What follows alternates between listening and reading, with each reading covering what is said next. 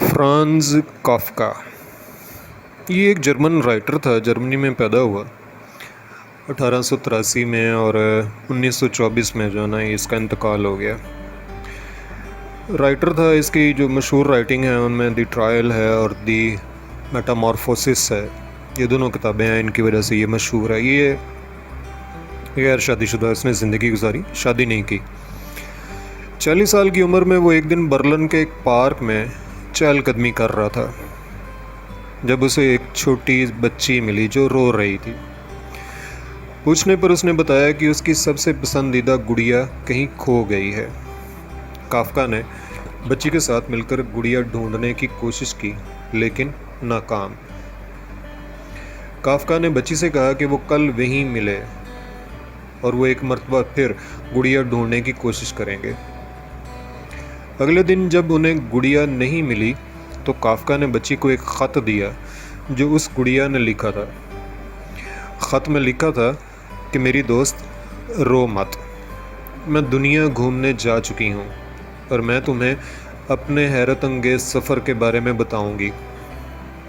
یوں ایک ایسی کہانی کی ابتدا ہوئی جو کافکا کی زندگی کے اختتام تک جاری رہی۔ بچی سے ملاقاتوں کے دوران کافکا اس گڑیا کے خطوط پڑھتے جس میں حیرت انگیز سفر اور مزے کی کہانیاں ہوتی، جسے وہ بچی اپنی گڑیا کے خطوط سمجھ کر پڑھتی اور اسے دلی سکون ملتا۔ بالآخر ایک دن کافکا نے اس بچی کو ایک گڑیا لا کر دی اور کہا اس کی گڑیا دنیا کے سفر سے برلن واپس آ گئی ہے۔ بچی نے کہا یہ گڑیا تو بالکل بھی میری گڑیا کی جیسی نہیں لگتی۔ کافکا نے بچی کو ایک اور خط دیا جس میں گڑیا نے لکھا تھا کہ دنیا کے سفر سے میں تبدیل ہو گئی ہوں۔ چھوٹی معصوم بچی نے گڑیا کو گلے سے لگایا اور خوشی خوشی اپنے گھر لے گئی۔ 1 سال بعد کافکا کی موت ہو گئی۔